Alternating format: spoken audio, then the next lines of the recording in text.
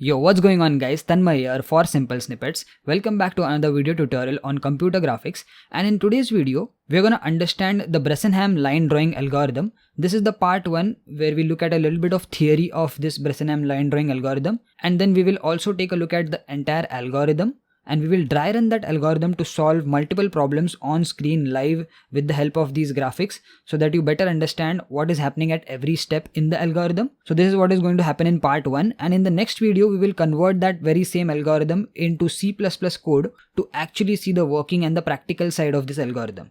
Now before we proceed, I am assuming that you have seen the previous videos in this playlist and you know what is DDA line drawing algorithm and you know what is computer graphics as a whole. If you have this subject, please check out this whole playlist, and if you are new on this channel, definitely check out this whole channel. We have 600 plus tutorials on computer science and information technology, many subjects covered like C++, network security, Java, JavaScript, data structures, etc. I'm sure you'll find a lot of value. Definitely subscribe and turn on the notifications because now we are currently covering computer graphics as a course in this playlist. Now with that intro, let's continue with Bresenham line drawing algorithm. Now line drawing is considered as one of the most fundamental tasks in computer graphics. This is something that we know because many of the graphics can be drawn using simple lines, right? So if you want to draw a rectangle, it can be considered as 4 lines organized in a particular way. You can draw a triangle, you can draw any shapes, you can draw multiple different shapes using lines. So line is generally considered as a very fundamental task.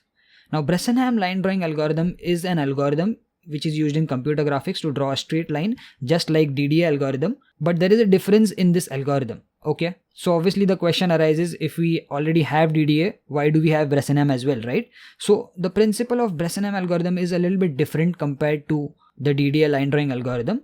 Now before we get into that, a little bit of basics. A line is defined by the linear equation y is equal to mx plus c. This is something that we saw in the previous video also. This is based on mathematics. So m is basically the slope, and in simple English terms, basically it defines how much a line is particularly tilted compared to the x-axis, and c would be the starting height of the line on the y-axis. Okay, so these are mathematical terms. We'll see that diagrammatically in a minute. Now coming to the principle of Bresenham line drawing algorithm. So Bresenham, just like DDA, also works incrementally choosing the next pixel. But the way it chooses the next pixel is a little bit different in Bresenham line drawing algorithm compared to DDA. Now just to give you a reference, let me show you the algorithm of DDA. So over here you can see the algorithm of DDA. In DDA what we were doing is we were calculating dx and dy, which is x2 minus x1 and y2 minus y1. Then we were determining the number of steps required. That is basically how many points are there between x1, y1 and x2, y2.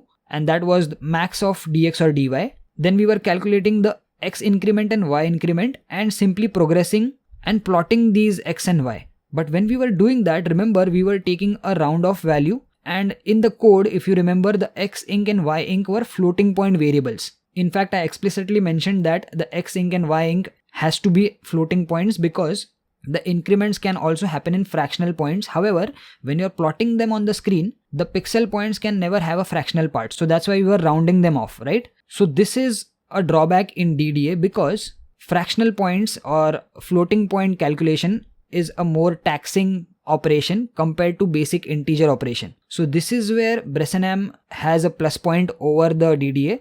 It avoids these floating point arithmetic used in DDA and instead only uses integer calculations.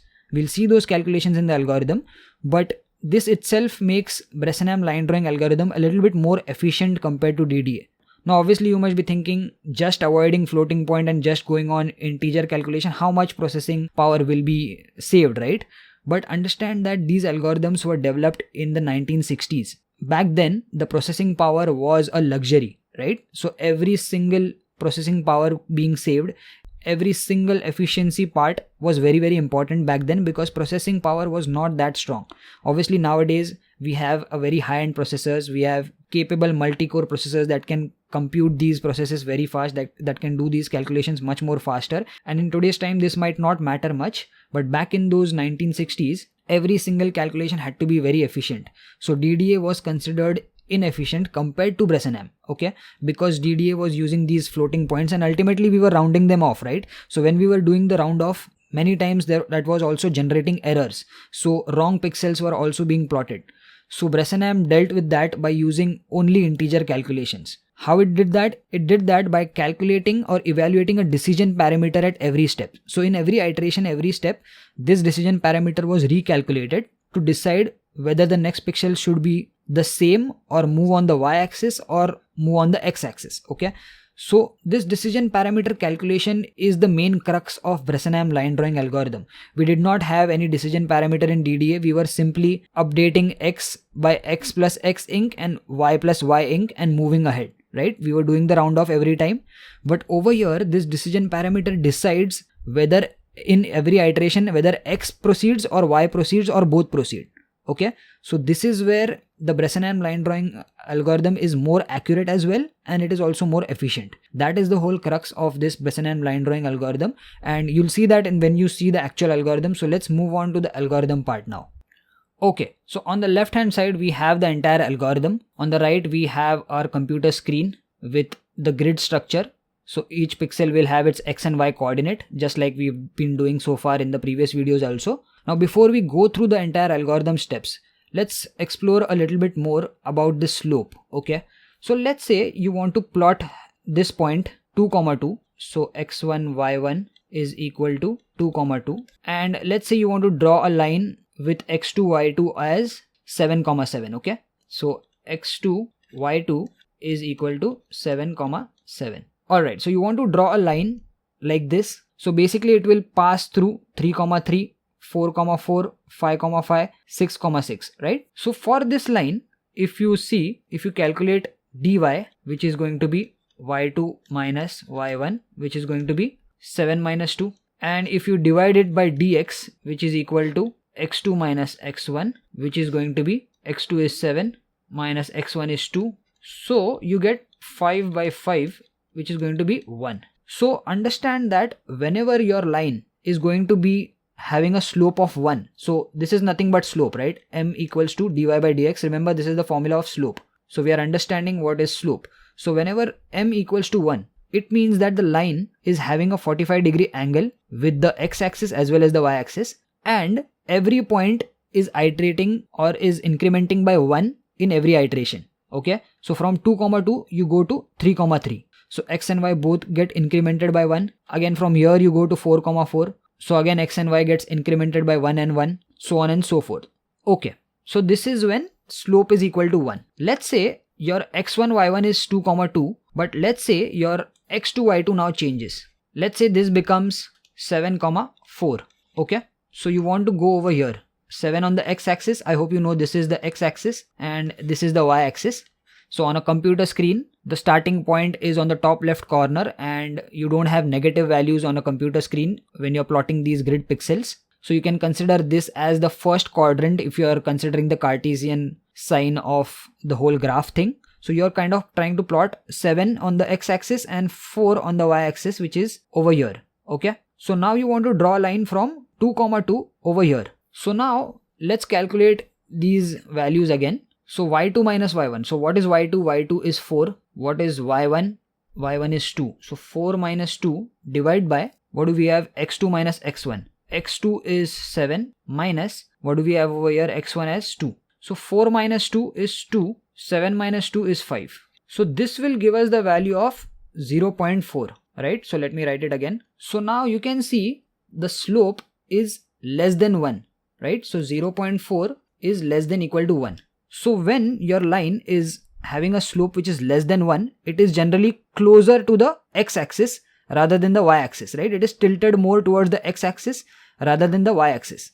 So keep that in mind. So this is when the difference between the x coordinate, x2 and y2, is more than the difference between the y coordinate, right? So if you were to map the difference, so x1 is 2 and x2 is 7. So what is the difference? That is dx is equal to 7 minus 2, which is 5. But if you were to calculate dy, what is the difference? So y2 is 4 and y1 is also 2. So the difference between the y coordinate is only 2, which means when you go from this point to this point, the x coordinate changes a lot, right? There is more change in x, and that is depicted by the change over here. You can see you are having a larger change compared to the y coordinate, right? So y coordinate is only changing from 2 to 4. So there is a smaller change in y compared to x. So always remember, when the slope is less than 1, you have a gentle slope where the line is closer to x-axis. Similarly, if you were to draw a line, let's say you want to start from 2, 2, but now the x2 and y2 is different. Let's say we take this point. This is 4, 7, right? So on the x we have 4, on the y we have 7. So this is 4, 7. Now let's do these calculations again. So y2 minus y1. So 7 minus 2, which is 5, divide by x2 minus x1, 4 minus 2, which is 2. So now we have 5 by 2, which is equal to 2.5, right? So now the slope m is greater than 1, correct? So m is 2.5, which is greater than 1. So when you go from over here to here, you can see that the x, that is difference in x, that is dx, is smaller than dy. dy is 5, that is difference between y2 minus y1 is larger than the x coordinate. So if you were to track this over here on the graph itself, you can also see that. So from x2 to x1, this is the difference, but you can see there is a bigger difference in the y coordinate, right? So in that case, the m value is always going to be greater than 1. Now the reason why I'm showing you these 3 use cases is because we are going to focus on these 3 use cases only. There are more use cases also. So if you are going in this direction, right? If your starting point is this and ending point is this, then the slope is going to be different. Or if you are starting from bottom and going to the top, then the slope is kind of going to be reversed. So depending upon where you start and where you end, the slope value is going to change. We are going to focus on these 3 use cases primarily in this video, and that is what is depicted in these 2 cases in the algorithm. So we'll come to that algorithm. I just wanted to give you a little bit of visual representation of how the line is being tilted depending upon what is the slope value and how it looks like on the actual screen. Okay, so now that these couple of basics are clear, let's understand these use cases and how the algorithm works step by step. Okay, so step number 1, we take the inputs x1, y1 and x2, y2. So over here we'll solve this very first question. Draw a line from 2, 2 to 8, 8 using Bresenham Line Drawing Algorithm. So this is basically x1, y1 and x2, y2. Okay. Now the second thing to do is compute differences and slope. So we already have the formula, slope is equal to dy by dx. So we'll calculate dy and dx. Let's do that over here simultaneously. So m equals to dy by dx, which is going to be, what is dy?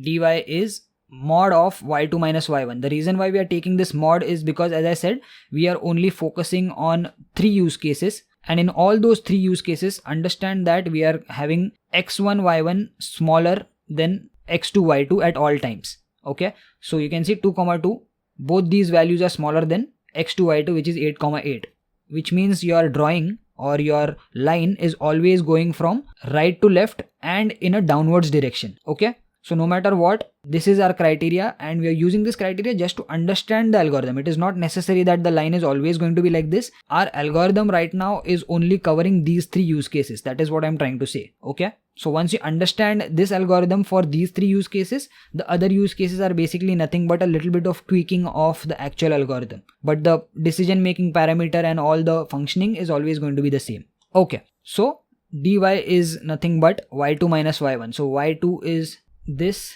and this is x2, this is y1, and this is x1.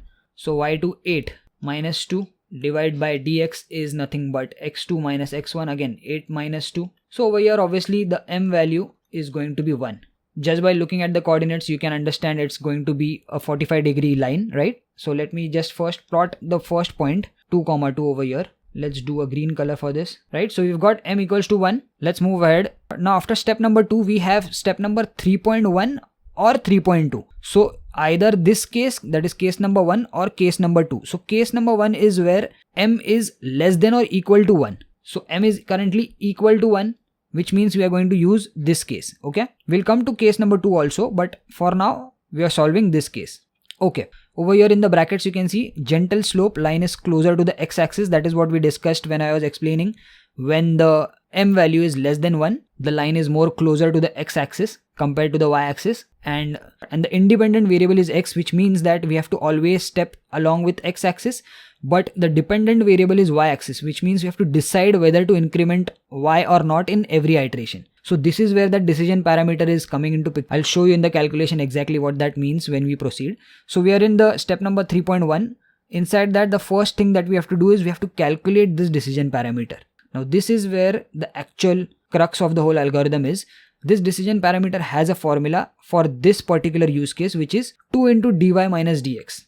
Okay, now how we got this particular equation for this decision parameter is a whole entire derivation and a separate video in itself. And if you want to get into the depths of the derivation, I will link a couple of videos which I saw just to understand this whole derivation. But for the sake of this video and for keeping this video short, we are not going to get into that entire derivation.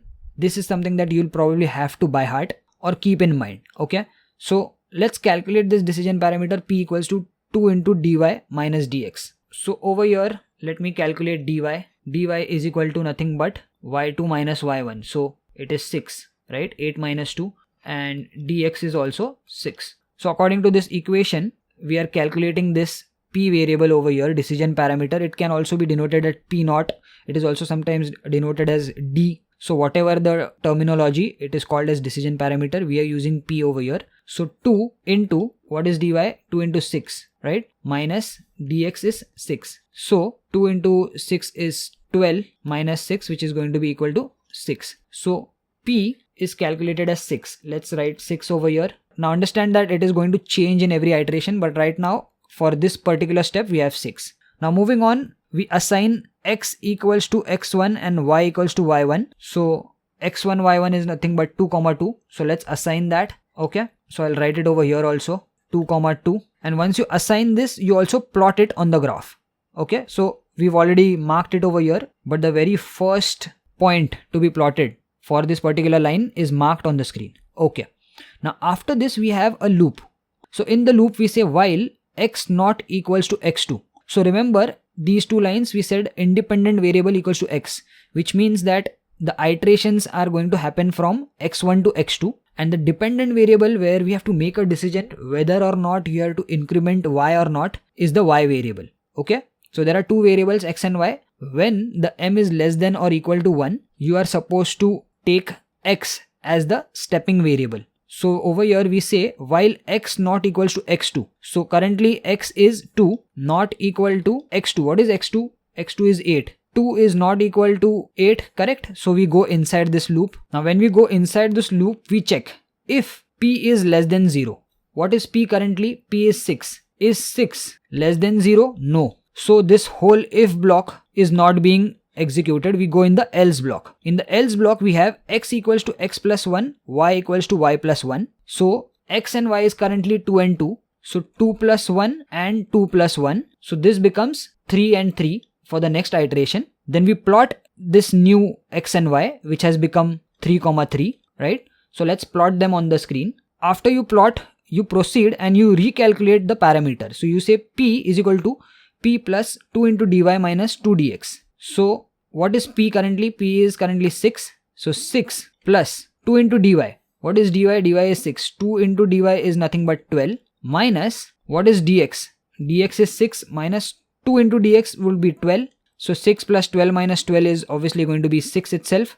So p is going to remain 6. Okay, so we've come at the end of the else statement. We come outside, we come at the end of the loop. We are not going to end this algorithm right now. We will again go to the start of the loop because this is the very first iteration.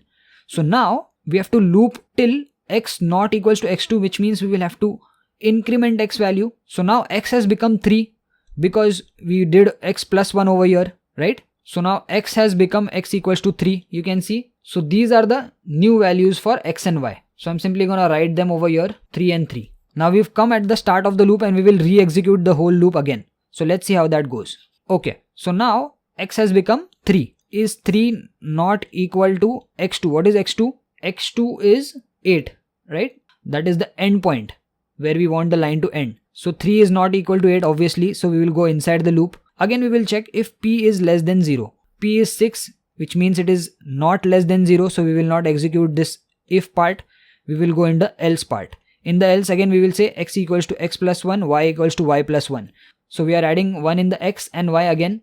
So they now again become 4, 4. After that you say plot x and y. They've just become 4 and 4. So we are supposed to plot them. So we are plotting 4 and 4 on the digital screen. Now we again recalculate p is equal to p plus 2 dy minus 2 dx. So if you see, we are again going to get 6 because 6 plus 2 dy is 6. 2 into dy is going to be 12 minus 2 into dx. So 2 into 6 is going to be 12. And this is again going to remain 6. So over here, the decision parameter is not going to change until the decision parameter is going to be greater than 0 and remain 6. We will keep on executing the else part, and in else part, if you see, in every iteration we are simply incrementing x and incrementing y. So just by looking at this, you can understand that the next point is going to be 4, 4. So it's going to be 4, 4, and after that it is going to be 5, 5, right? So I'll write 5, 5 over here. This 5, 5 will come over here. For the next iteration, it will then become 6, 6, 7, 7, and when it becomes 8, 8, right? When you plot the last 8, 8 value over here, and when you go at the start of the loop, this is where you will compare 8 not equal to x2, which is again 8. So it is equal to, right? So when this statement becomes false, that is when you will exit the whole step of 3.1.3 and you will come to 3.1.4, which is the end of this algorithm. So you'll keep on going in this pathway, plotting all the points till you reach 8, 8. So this was the starting point, which is 2, 2, and this is going to be the ending point, which is 8, 8. So I hope you got the algorithm. We did case 1, and in this case 1 itself, the p value was not changing. That is because the m, that is the slope over here, is 1. And when m is 1, in every iteration, you are going to increment the x and y equally. So that's why you get this exact line in a 45-degree angle, and that is the speciality when the slope is 1. So this was the very first use case using this Bresenham line drawing algorithm. Now, let's take a look at another question where the slope is not going to be equal to 1. Okay, so here in the question, we have to draw a line from 2, 2. So the starting point is the same. Let me mark it. But the ending point is 8, 6. So 8 on the x-axis, but 6 on the y-axis. So it's not a very steep line, meaning that if just by looking at it, you can kind of guess that the m is going to be less than 1. Okay, so this is 8 and this is 6. Okay, let's use this same algorithm and same steps again. Starting, take the input endpoints x1, y1, x2, y2. That is what we already have. Let's calculate dx. dx equals to x2 minus x1. x2 is 8, 8 minus 2 is 6. Okay, dy is going to be what? y2 minus y1, 6 minus 2, dy is going to be 4. Slope m is going to be dy by dx, which is going to be 4 divided by 6, which is going to be 0.66. Now this is less than 1, correct? So we've got our slope 0.66, we've got dy, we've got dx. So slope is less than 1.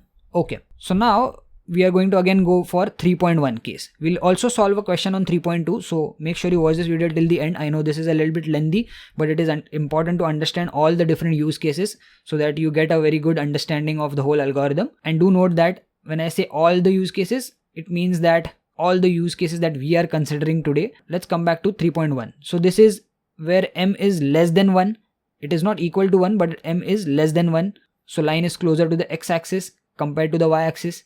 So again, we are going to step in the x direction every time, but whether or not we are going to increment y is going to be based on the decision parameter. So let's calculate the decision parameter. P is equal to 2 into, what is dy? dy is 4, 2 into 4 minus dx, what is dx? 6. So 4 to the 8, 8 minus 6 is equal to 2. So the first decision parameter value, we got 2. We have to assign x equals to x1 and y1, and then we have to plot x and y. So x equals to 2 and y equals to 2, and we have to plot them over here. Let's plot them. 2, 2. We've also plotted them on the screen over here, but let's do it again with yellow color for reference. Okay, so we've plotted the very first point.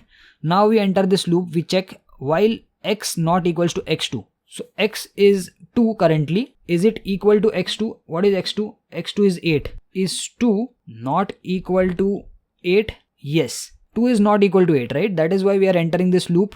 Over here we check if p is less than 0. P is currently 2. Is 2 less than 0? No. So we don't execute the if part. We completely execute the else part. Over here we say x equals to x plus 1. Y is equal to y plus 1. So we add 1 and 1 in x and y. So the new x plus 1 and y plus 1 is going to be 3 and 3, right? So new x and y values become 3 and 3, and we plot them on the graph. So let's plot 3, 3. After that, we again recalculate the decision parameter, which is given by p is equal to p plus, so what is p currently? P is 2 plus 2 dy. What is dy? Dy is 4, so 2 into 4 8, minus what is dx? Dx is 6, so 2 into 6 is going to be 12. So 8 plus 2 10, 10 minus 12 is going to be minus 2. Okay, so this is the first time we got a minus value, right? So the new p is going to be minus 2. Alright, after this we again come at the start of the loop. At the start of the loop, obviously we check again, is x not equal to x2? Currently the x value is going to be 3, so this is going to be the new value for this iteration again. So 3 is not equal to 8, which is true. So we again enter the loop. Over here we check if p is less than 0. Now this time if you see, the value of p is minus 2. So minus 2 is less than 0, which is true. So this is for the first time we are entering the if block and not executing the x block. So in the if block we have x equals to x plus 1. So as I said, x is always going to be incremented in the if and in the else, both cases. So x will become 4, right? So let's add 1 and let's make x as 4, but y will remain the same. So x has become 4 and y is going to remain the same, which is 3. And this is going to be plotted now. So x becomes 4. So on the x-axis we progress, but y remains 3. So next point to plot is this. Okay. After plotting this, we again recalculate this parameter, and the formula for this time is a slightly different formula. So make sure you learn these formulas, because right now we are not working or understanding on how we got these formulas, right? As I said, there you can watch a more detailed video on deriving these individual formulas. But right now the formula is p is equal to p plus 2 dy. Currently p is minus 2. So minus 2 plus 2 into dy. What is dy? Dy is 4. 2 into dy would be 8. So minus 2 plus 8 is going to give us again 6. So again this is a positive value. So let's update 6 over here. And once you do that, since we are not executing the else part because we executed the if part, we again go to the start of the loop. Now coming to the start of the loop, again we check while x not equals to x2. X has become 4. So this is the new x and the new y is 3 itself. So x is become 4. Is 4 not equal to what is x2? X2 is 8. Is 4 not equal to 8? Yes. So we go inside the loop. Over here we check if p is less than 0. P has become positive. It is greater than 0. So we execute the else part. Over here we increment x and y again. So 4 becomes 5 and y becomes 4. So we plot these new points. So 5, 4 is being plotted. So where is 5? 5 on the x-axis and 4 on the y-axis. So this is that point. Once you do that, we recalculate p, which is given by p plus. So 6 plus, because p is 6 now. 6 plus 2 dy.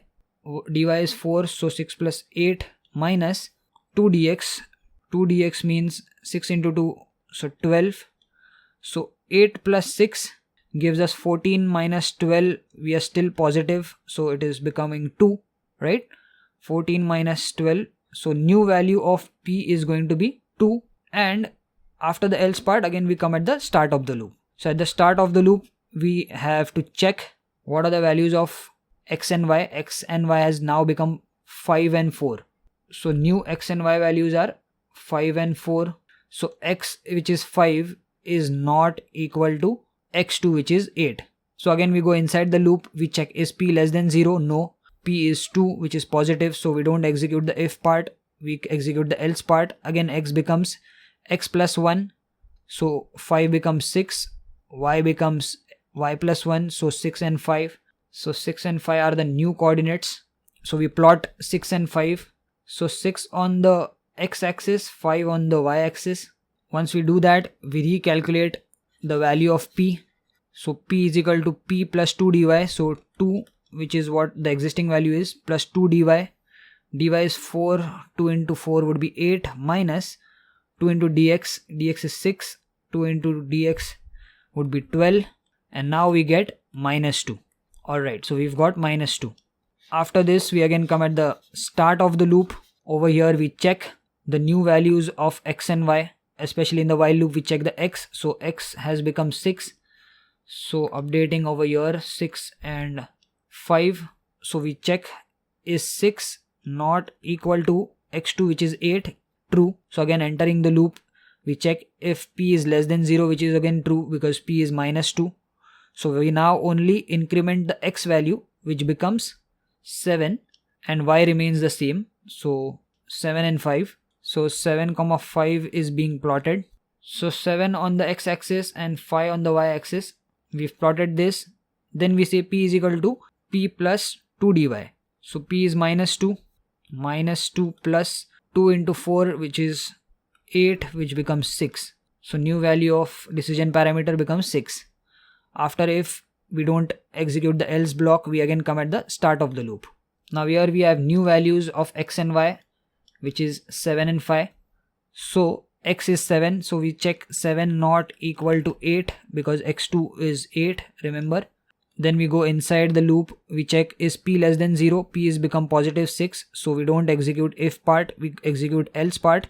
We say x equals to x plus 1, so 7 becomes 8, and y is equal to y plus 1, y becomes 5 plus 1, 6. So 8, 6 is what we are supposed to plot. So we plot that, and now you can see this is the last point, which is 8 on the x-axis and 6 on the y-axis. So we plot the last point. Then we recalculate p. P is equal to 6 plus 2 dy. What is 2 dy? It is 8 minus 2 dx is 12. So this gives us 2. We update it over here. It's not really relevant at this point because when you come at the start of the loop and you check while x not equals to x2, x has become 8 and y has become 6. So x not equal to 8, this becomes false because x has become x2. So this condition to go inside the loop has become false. So now you completely exit outside of step number 3.1.3 and you directly come out and go to execute step number 3.1.4, which is basically the end of the algorithm. And actually if you see, we have essentially plotted all the points starting from the first point of 2, 2 to the last point of 8 on the x-axis and 6 on the y-axis. So you can see this is how the line would be. Okay, so this was question number 2 and the use case where m is less than or equal to 1. So in this case it was less than 1. We already saw when m is equal to 1 in the question number 1. And now let's take the very last use case where m is basically greater than 1. Okay, so here the question, draw a line from 2, 2. Again, we are having the same starting point. So let's mark it from 2, 2 to 6, 8. So 6 on the x-axis but 8 on the y-axis. So basically this is a more steeper line, and just by looking at the coordinates you can see that the m value is going to be greater than 1 because dy is going to be greater than dx. That is, difference between the y coordinates is going to be greater than the x coordinates, and m is basically dy by dx, right? So let's do that. Input the two endpoints. We've got the endpoints. Compute the differences. So let's first compute dx. So dx equals to x2 minus x1, 6 minus 2, which is going to be 4. Dy is going to be y2 minus y1, so 8 minus 2 is going to be 6. So m, that is slope, is going to be dy by dx, which is going to be 6 by 4, which is 1.5, which obviously is greater than 1. Correct? So we've calculated dy, we've calculated dx, and after you compute the slope, you check whether m is less than equal to 1. No. So we will not do this entire step number 3.1. This use case is not applicable for this question or this particular operation. We will directly jump to 3.2. Okay, so this is where m is greater than 1. So in this, the independent variable is y, which means that we are always going to step along y, but the dependent variable is x, which means that we have to decide at every iteration whether or not to increment x or not, and that is based on the decision parameter. So over here also we have decision parameter. However, if you see the formula, it is kind of flipped compared to the case number 1. In case number 1, the initial decision parameter was 2 into dy minus dx. In case number 2, we have 2 into dx minus dy. So pretty much the opposite of what we were doing in case number 1. Okay. Similarly, the internal calculations are also going to be flipped. Over here it was p plus 2 dy. Over here it is p plus 2 dx. So over here it was p plus 2 dy minus 2 dx. Over here it is going to be 2 dx minus 2 dy.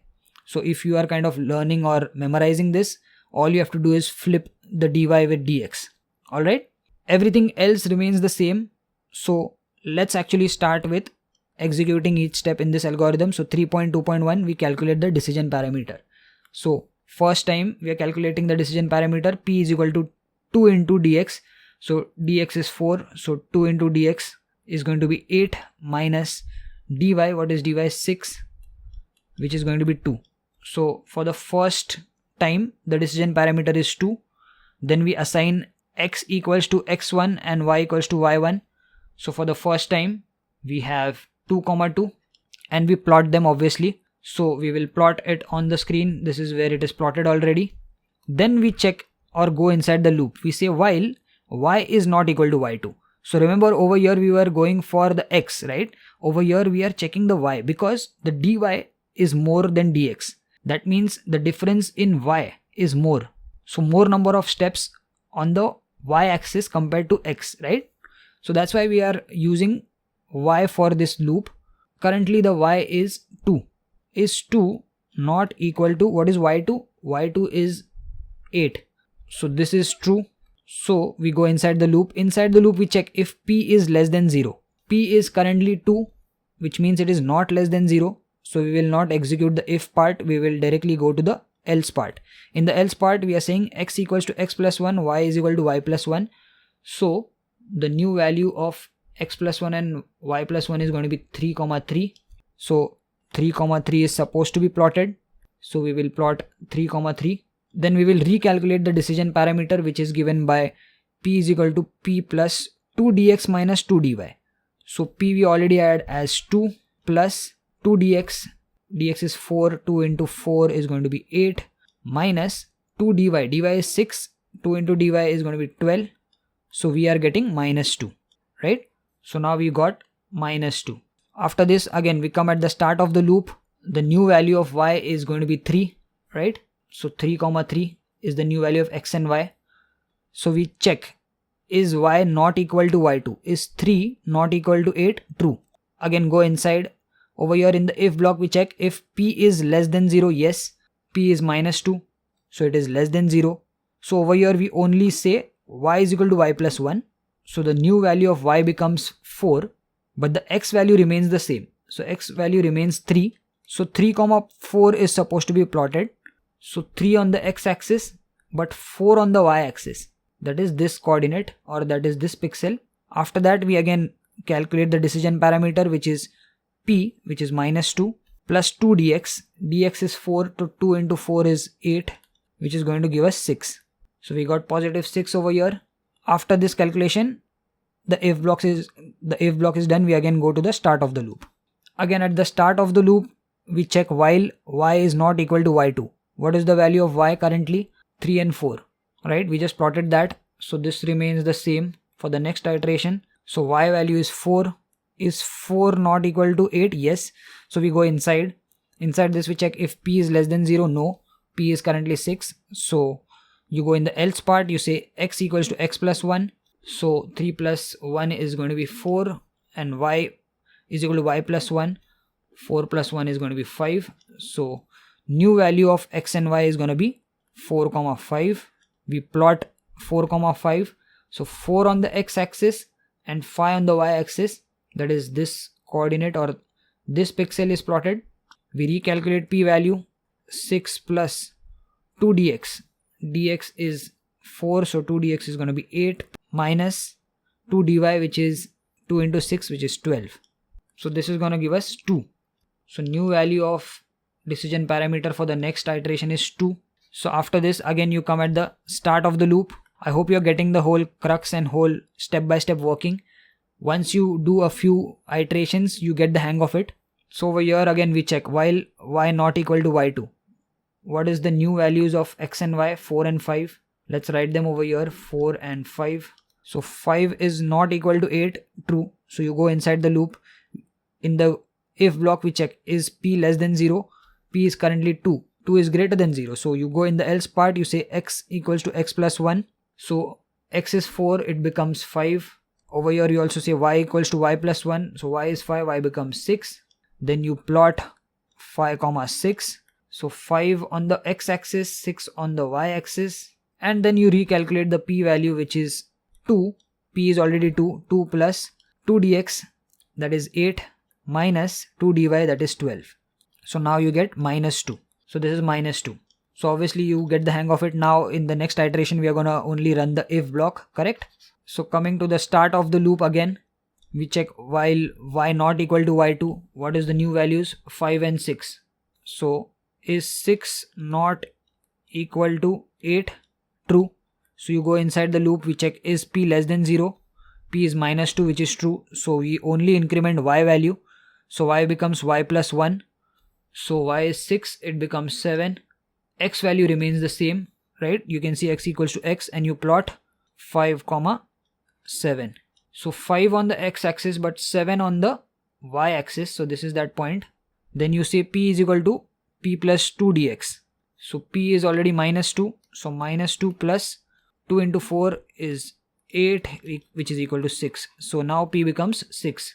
So when p becomes 6 and when you go to the start of the loop, you will check while y not equal to y2, y has become 7, right? So the new values are 5 and 7. So obviously 7 is not equal to 8. So you go inside the loop, you check if p is less than 0.